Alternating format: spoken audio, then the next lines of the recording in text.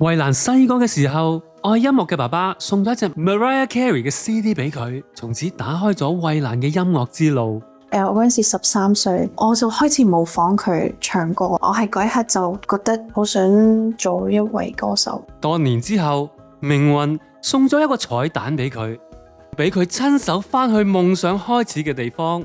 希望見到佢嘅時候就係一個好好嘅 so special 嘅 moment。衛蘭被偶像 Mariah Carey 邀請 ，Yes， 我個偶像啊，成為佢世界巡迴演唱深圳站嘅暖場嘉賓。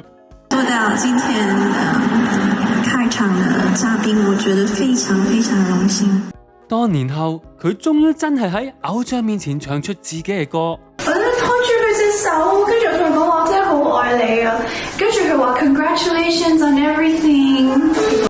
呢一刻就好似人生兜咗一個圈，真係最中意嘅女歌手。由夢想開始，好中意唱歌就因為佢第一首歌 Visions of Love。到夢想，你自己講啊！真係一個夢想成真。